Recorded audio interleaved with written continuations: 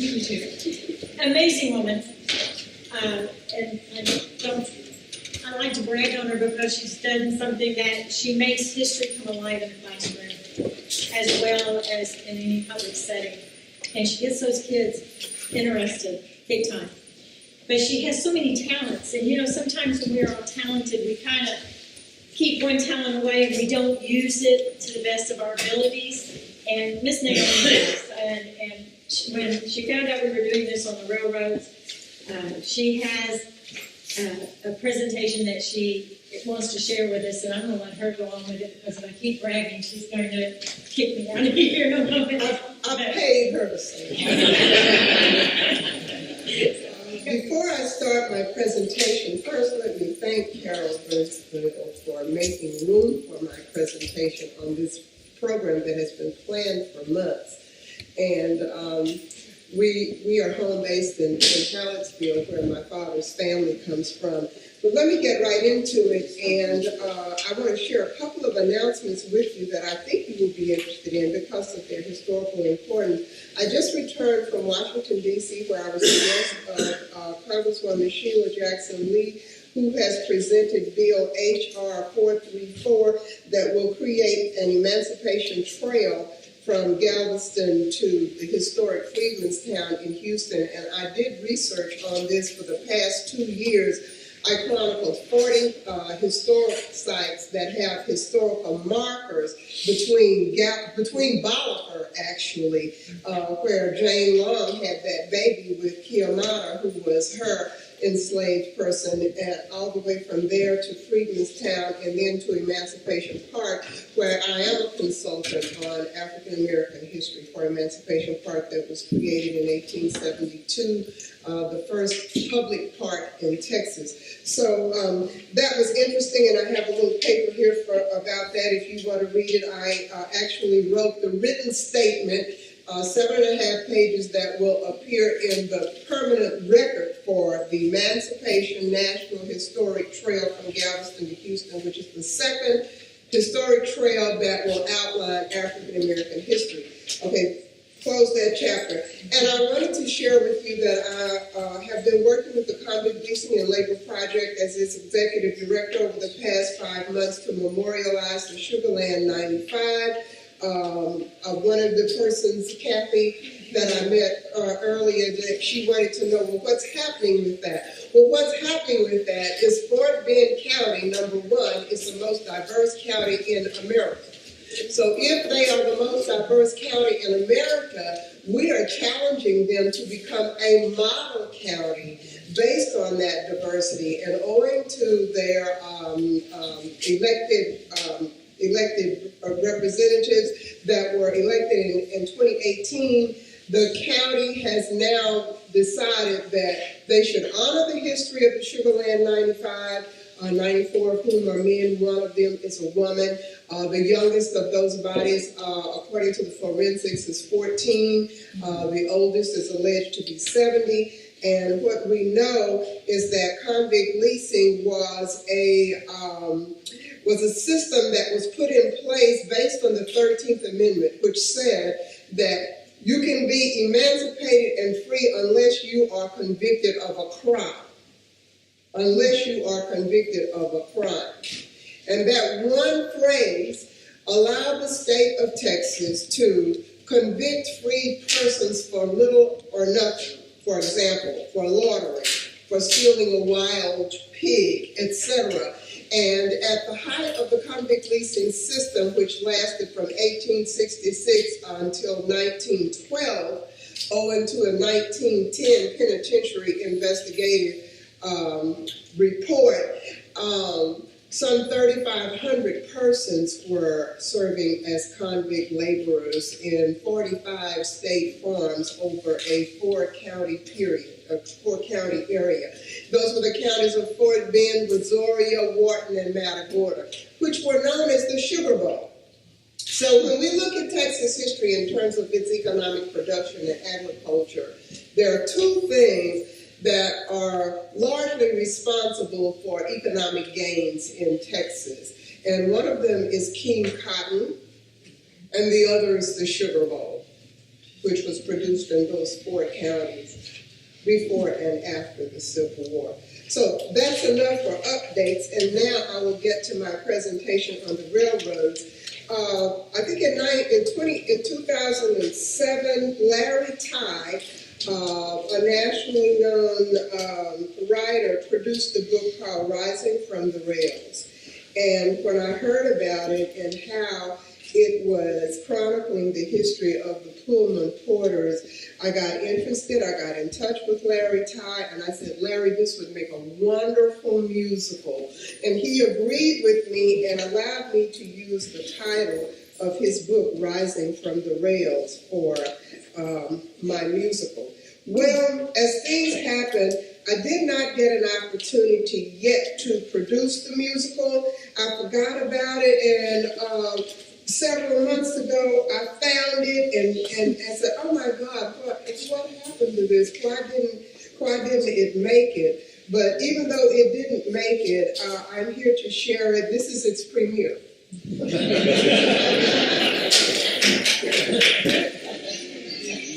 This is its premiere.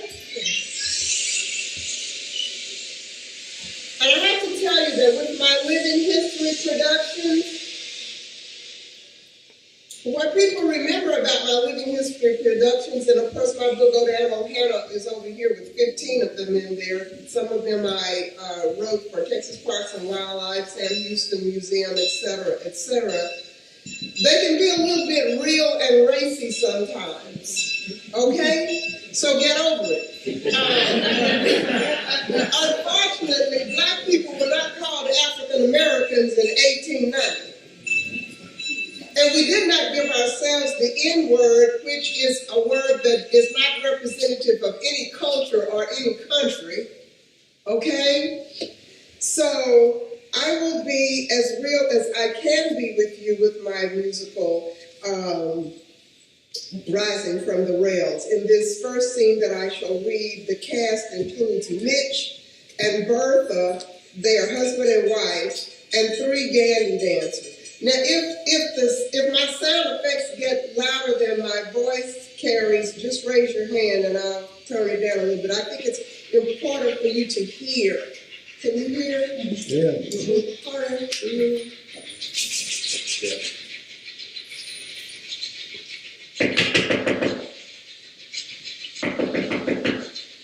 Honey, what happened to you? Hi, baby. Oh, no place like home. We waited up for you last night. I like to never got those kids to go to bed crying. We waiting for Daddy. You know how they are. You want me to wake them? No. I need to spend some time with you, baby, for a little time I got left. I missed my train in Jackson last night and couldn't get out till late this morning. Sorry, but I got to be on that 6 a.m. bound for Chicago in a few hours. Mitch, no. What about? Looky here what I brought you. Oh, darling, you know me too well. Thanks for remembering. How many does that make? I believe I have a set of 12 now. My ladies auxiliary gonna think I'm pretty special next time I host the meeting of the Pullman Porters' wives. Honey, you look tired. Something happened other than the usual?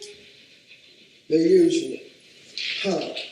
I get so sick and tired of being treated like shit. Honey, you'll make the kids. Wanna know why I missed my train in Jackson? Some cracker police stopped me from going into the front door of a diner to get something to eat.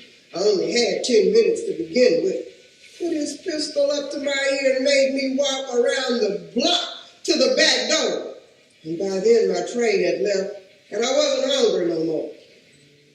So I spent half of last night at the station house sleeping on a cot instead of in my own self bed with my own wife.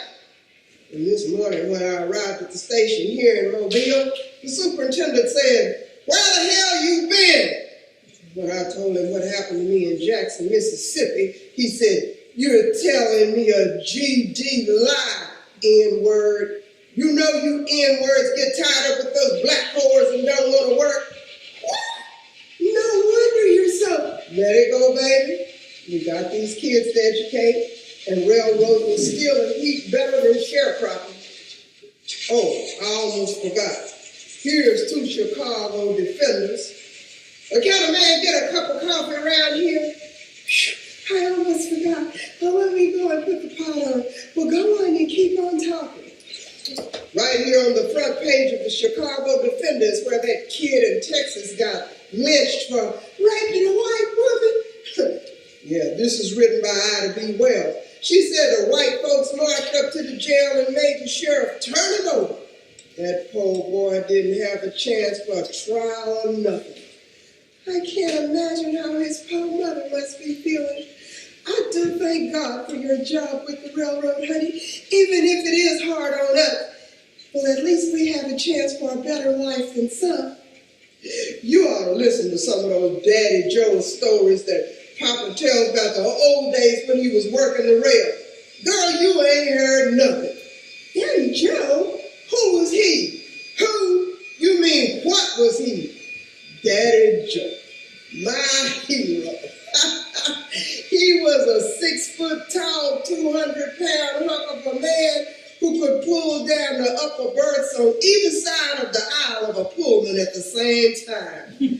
Daddy Joe was so fast he could make upper and lower beds in a minute's time and was so appreciated by riders that his pockets were weighted down with silver and gold. See what I mean, honey? Why, once when a tribe of red-skinned marauders held up Daddy Joe's Central Pacific train at a water stop, he climbed atop the sleeper and spoke to the Indians in their own tongue, charming the chiefs into taking a pile of Pullman blankets in place of passenger scalps. You don't mean? How come you never told me about this man? Sound like you wants to hear more. Well, another time, Daddy Joe's train came upon a rising river, and all the passengers began to panic, till he told them to stay seated while him and the other porters kept them served with ale and drinks till the flood waters went down and the train could go through. Oh, this bad Daddy Joe must have been some kind of guy, huh? You think that's something? Hell, Bert, we built the railroad. You never heard of them gandy dancers who could move metal with music? Then Mitch gets up and starts cheering these three men, least convicts in stripes, who enter for carrying steel picks, rhythmically moving onto the stage, line and track as they sing. Pick up, Shelby! Huh. I'm so heavy. Huh. Heavy as lead. Huh. Heavy as lead. Huh. Picking up traveling. Huh. Till I'm dead. Huh. Till I'm dead. Well, let me just take a break in all that narration and talk about the history of the building of the railroads. Slavery and Southern railroads. Some of the first, longest, and most ambitious railroads in the nation were built in the South, beginning in the late 1820s. By 1860, the South's railroad network was one of the most extensive in the world, and nearly all of it had been constructed with slave labor. Moreover, railroad companies became some of the largest slaveholders in the South. Railroads bought and sold slaves with contracts and elaborate printed bills of sale. And by 1860, the South was the third leading railroad nation in the world, trailing only the northern United States and the United Kingdom in total miles constructed, concluding that the slave was preferable to free labor for the construction of railroads in the South. Well, in the 1860s, George Pullman hired freed slaves to work on his railroad train sleeping cars, known as rolling hotels. The Pullman porters, as they were known, provided high levels of service to wealthy travelers and became icons of travel known as an era defined by glamour and rail travel. By the 1920s, more than 20,000 black men were working as Pullman porters and rail attendants, making this the highest employer of black labor that provided an unmatched level of customer service in the face of adversity and a segregated workplace. Well, as you already know, I'm preaching to the choir when I say this. Railroads changed understandings of space and time. The most influential black man in America was a Pullman porter. For millions of whites who rode the sleeping cars west to San Francisco or south to Florida, the porter was the African-American man they mixed with more than any other, yet understood not at all. They did not know that scores of black men worked on the sleepers until they earned enough money and confidence to try something else. While porters served as props in hundreds of films, they also had starring roles as patriarchs of black labor and in financing and orchestrating the civil rights struggle from Montgomery right through the 1963 March on Washington. And the most lasting legacy of Pullman porters is that they helped give rise to today's black middle class. If whites did not grasp that, they can be excused. But few blacks did either. In his earliest years, the Pullman porter was seen in the black world as a figure whose very presence captured the romance of the railroad. A traveling man with cosmopolitan sensibilities and money in his pocket. But by the 1960s, he had come to personify the grinning servant, and Uncle Tom transplanted from plantation to locomotion. Neither image was complete. Behind the porter's constant smile and courtly service lay a day-to-day struggle for dignity that anticipated black America's bloody crawl towards equality. If race is the story of America, the Pullman porter represents one of its most resonant chapters. Well, these were the men who learned to get by sleeping 4 hours a night in cramped quarters and eating one bowl of food in a blacks-only section of the dining car. Not only porters, but black dining car waiters, chefs, and bartenders worked directly for the railroad. The Pullman porter is a metaphor for them and tens of thousands of other African Americans who work the railroads, including such celebrated figures as Supreme Court Justice Thurgood Marshall and activist A. Philip Randolph, whose genius organized the Brotherhood of Sleeping Car Porters, a union for better wages and working conditions. Yet, the railroads has relied on Negroes from the start. Slavery was no sooner over than they pulled us right out of the fields to work as firemen, riding alongside the engineers shoveling coal, setting hand brakes, coupling cars together. Shit, we done it all. I tell you, Bertha, what you got here is yourself a railroad man, girl. Well, I have one other scene I'll share with you since we're ahead of time.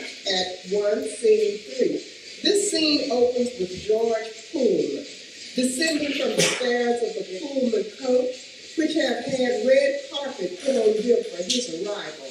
2 servants attend him, one in front who gives him his top hat and cane, and one in back who brushes off his coat. So, now they're entering a hotel, and just inside of this hotel is a shoe shine stand. Pullman steps up for a shine. Howdy, boy. I'll have the regular. And make it snappy, will you? And then he checks his pocket for the time, his pocket watch. The shine man waits to help him up onto the stand. Another rich tycoon, Andrew Carnegie, who is dressed in a top hat and carrying a cane, comes out of the hotel. They have a conversation. Carnegie and Pullman. George Pullman, the titan of the overnight train travel. Oh, Pullman, I was just bragging to Benjamin Fields about our impending business. I have to give it to you, George. You're one of those rare characters who can see the drift of things and, shall I say, will always be found swimming in the main currents where the movement is fastest. Well, Mr. Carnegie, a record number of passengers are enjoying the luxury of my new sleeper cars. Trains and steel. Can't have one without the other. What do you say we step inside and have a taste of something?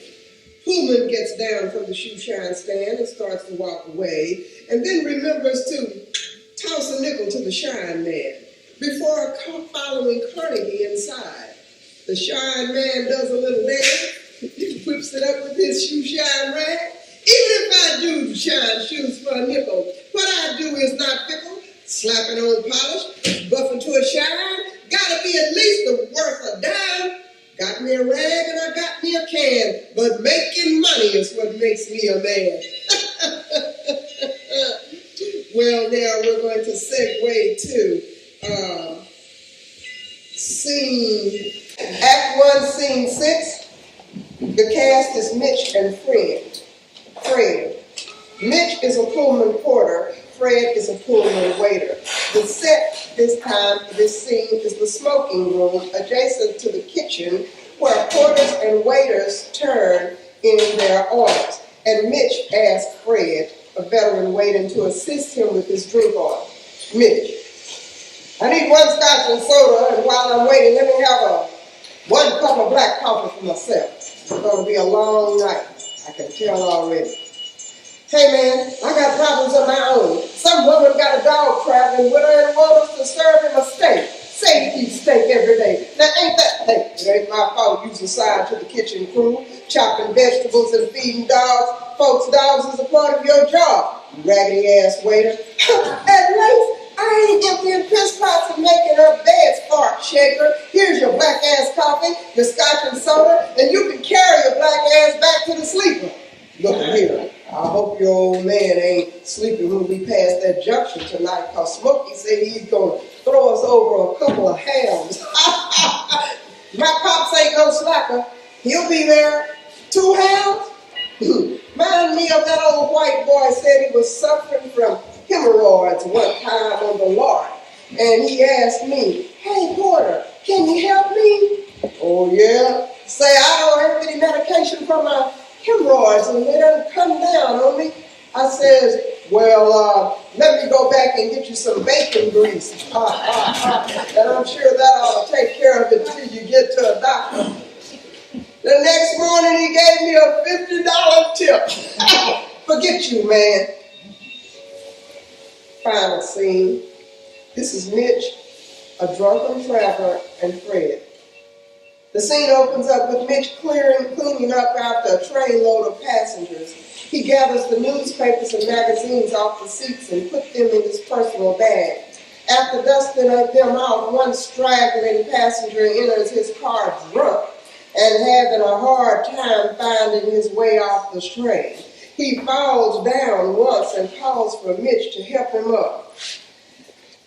This is the passenger. Hey, boy! Can't you tell when a man needs help? Hey, boy, get over here.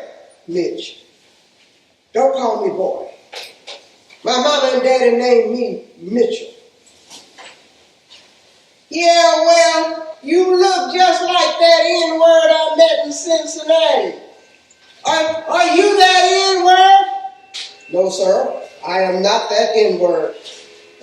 Well, you're a nice N-word. Thank you. I want to give you $10.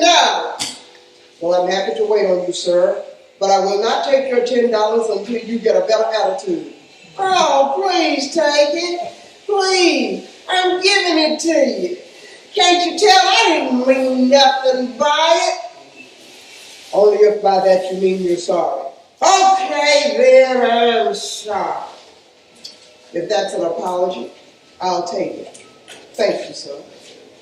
Yeah, that's what I say about these modern-ass N-words. Treat them nice and they forget their place. I'm not that N-word. Fred, what you waiting on? Let's get off this slave. I'm doing a double, man. Going right back to Cincinnati, down to St. Louis and into Mississippi before I get home to Mobile. Without so much as a layover? Without so much as a layover, Fred. I keep telling y'all, we need to sign up with that brotherhood, sleeping car porters, and form us a real union. Talking about Pullman's policies against higher salaries and reduced hours ain't cutting it. And this company's been messing over our people long enough. You're talking about it to the wrong person. And you know doing that can make this your last trip. Yeah, you know Howard, that porter from Chicago, he got sent on 3 back-to-back runs with no rest for talking to 2 union representatives. And just like that, he nodded off, conductor reported him, and he was fired. I'm sick of these Jim Crow policies and these handkerchief-head representatives who don't do nothing but kowtow to the son of a great emancipator. Yeah, ain't that some shit? Robert Todd Lincoln. He's another George Pullman for sure, wearing that name like a badge of courage to stand up for us black when the shackles ain't never been taken off. Why do you think they'd rather hire these dark-skinned brothers? This here is a field job. Yep, you're damn right. We might crisp and fold these white sheets and tie back the velvet curtains, but we ain't getting no big house clear of crumbs from the master's table on this gig. Check it out. Oh well. Let's keep on moving. Thank you.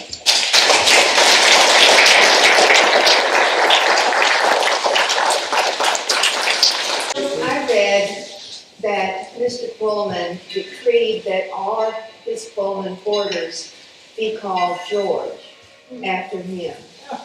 That's true. That is true. Totally lost their individuality. Yes, and there was a suit filed by one man who refused to be called George. Really? He told one of the passengers, if you want somebody to call George, go get somebody to have your baby and name him George. But that is true. In riding the trains now, because I'm a train rider, I love to ride Amtrak. Yeah. Most of the porters, waiters and all are still African Americans. I don't see, and I mean, I go all the way up to St. Louis and back and all the way across Texas, and I don't see black folk doing that job. Well, is it a family tradition that gets passed down? Is it, I think it's an indication of how little has changed. Okay. Yeah, I really, some of the strides that we have made in the area of civil rights have been taken away, which means that we keep fighting the same wars over and over. And it's still customary that, I'm glad you were here to say that. I have not ridden the train in many years, but that's bringing us up to date that is still in practice. But Larry Todd asked the question, who do you think is the most important African American man in the country? And some people would say Booker T. Washington or W.B. Du Bois and many others. But the most important black man in America was the Pullman Porter. The Pullman Porter not only was a traveling man, he carried the news. He carried the Chicago Defender, which was a newspaper that was carried to all parts of the country. He carried the music to all parts of the country. Items that wealthy travelers left on the train, newspapers, magazines, and who knows what else, they would pick those up and savor them and share them with their families. The money that they made helped move blacks into the middle class. Almost every important African American person had a porter somewhere in their genealogy. My own father worked for the Southern Pacific Railroad in San Benito. I was born in Arlington, Texas. My grandparents lived in San Benito, where there were very few African Americans, but in between the time that my father was a veteran of the Second World War, who was in France on D-Day, and the time that he went to Prairie View A&M University, he worked for the Southern Pacific Railroad. And I am welcome to share with you any of my items over here. I have several of my Go Down Old Hannah books for sale. It's a good read because the plays are not that long. They were meant to be what we call living history theater. Living history theater is like an exhibit. And almost all of these plays had their premiere at festivals like the Sam Houston Folk Festival. We were at the Sam Houston Folk Festival for 10 years running, owing to one of my beloved mentors, Dr. Patrick Nolan, who was the executive director of the Sam Houston Memorial Museum for many years. We've done Parks and Wildlife, Missouri County, Egypt plantation, slave cabin sleepovers. I'm very proud to say that, actually this was a picture from the Egypt slave cabin sleepover. I'm very proud to say that my work has been a vanguard for African American Texas history. I've been doing this work since 1987, beginning with the musical I Am Annie Mae, which was an oral history collected by Ruth Weingarten, and Ruthie and I did a lot of important work together. I'm still performing the musical after 31 years. It went from being a show of 15 people to a one-woman show, and it taught me how to do all these things at the same time. Okay, I'm happy to talk later with any of you, answer any questions if I might about not only my work, but the Sugarland 95, which I'm so proud to be working with Fort Benning County, the county judge, K.P. George, the county commissioner, Kendra Merchant, in whose precinct the bodies were uncovered. And my most recent work is impersonations of the Sugarland 95. I've done 12 impersonations of them, and my first impersonation is of a 14-year-old who I characterized him as being incarcerated for stealing a bunch of green grapes. I have written several impersonations about their families, like the mother and 3 children who were taking a wagon ride to go and see their father in the penitentiary. There's also my impersonation of the woman who, according to my research into the penitentiary investigation materials from 1910, there was a woman who was in prison for 8 years and had 2 children. I wonder who they would buy. So I found that to be an interesting story. And then there was Mac and Zach, whose parents were emancipated and told that you owe us money. You go out there and find yourself a job, you bring back what we think you owe us, and then we will give you your children. And after the parents left their children were then sold into convict leasing camp. And on one of our articles, the Convict Leasing Labor Project has been covered by the New York Times, the Washington Post, USA Today, The Guardian, the Chronicle, of course, and a number of other news outlets. And the Hannah Kim article that was written by a young woman who is said to graduate from Harvard University shows a picture of some of those convicts as being as young as 9 and 10 years old. So the eyes of the world are really watching how Fort Benning County will rectify the situation. We can't do anything about past history.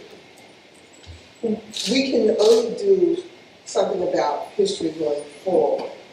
But one of my favorite quotes is that he who owns the past owns the future. So I am working very hard to help the Convict Leasing and Labor Project control the narrative of African American history going forward as it concerns the Sugarland 95. Thank you so much, Carol.